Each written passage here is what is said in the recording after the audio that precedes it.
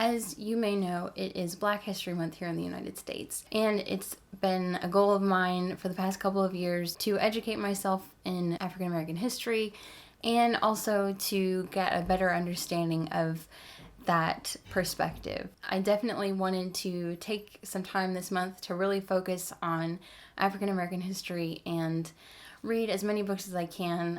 I've been really slow at reading lately, but I'm really excited about the books that I have. I thought basically I would just talk about the books that I'm going to read, and I will include some links below to some Black History Month things that are happening on Booktube this month. The first book that I will be reading this month or throughout the month is Jubilee by Margaret Walker. This is a read-along. It's organized by Dee Dee at Brown Girl Reading and Danielle at One Small Paw. Both of them have made videos in the past about African American history, literature, and on the topic of Black History Month last year, so be sure to check them out if you're interested in more information. As far as I know, it's the story of a young girl during the Civil War whose mother is Black and father is white. It compares her mother to Scarlett O'Hara, so it sounds really good, and it seems like a lot of people are joining in, so I think it'll be a lot of fun. It's a big book, but I'm ready for it. You may remember that Adira has a Goodreads group called Writers of Color Book Club. Basically, they vote on and read books by writers of color, which was something that came up when Booktube was really talking about reading diversely last year, around the time of Black History Month. The first book that we read as a group was Giovanni's Room by James Baldwin.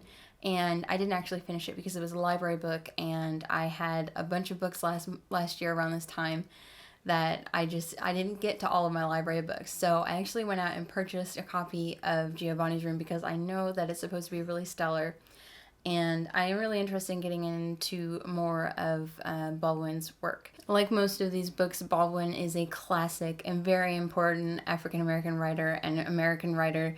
So I think this is a really valuable pick for me as I kind of move forward in my exploration. Another kind of classic that I'll be reading is Invisible Man by Ralph Ellison. I was going to check this out from my library, but they didn't have it, and then I remembered that I always see this at the bookstore, and I love this edition, so I'm really excited to check this one out. I actually don't know much about it, except that I've heard it mentioned many times. So I know it's really good, and it's another big one, so I might not get to this one this month, because I do have so many other big things to tackle, but it's definitely near the top of my list. Recently, Danielle at One Small Paw made a video for the first time in a really long time. She was talking about how she just read Dawn by Octavia Butler, and I loved Kindred, which she did not. So I thought, you know what, maybe now's the time, and voila, I got the library book, and it has this excellent retro cover. I have no idea what's going on here. It's about genetically engineered humans, so I'm assuming that that's something that's happening here, but the hairstyles are just so excellent, and everything about this is just like 1970. It's probably not. What year is it? It's 80s. 1987.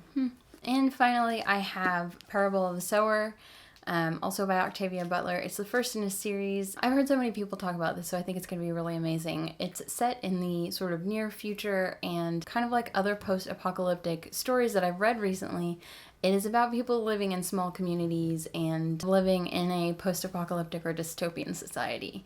So I think this is going to be great. Like I said, I really enjoyed Kindred. I just felt so immersed in that story, and that's always a really fun thing. I mean, it wasn't super fun to be immersed in that story because it's a very tough story about slavery, but just feeling completely absorbed by it was quite the experience. And those are most of the books that I'm planning to read this month. I know it's already like the 5th almost. I'm trying to finish up Chocolat by Joanne Harris. It's a reread for me. The first time I read it, I was 18 years old, and I was like doing standardized testing at school. So I remember vividly reading this book and also being incredibly hungry. So I have to finish that, but once I finish that, I am going to move on to probably one of these library books, or probably Dawn or something. There are several people who are specifically featuring Black History Month content this month, so be sure to check all of those people out. All links will be below, and I will see you guys next time. Bye!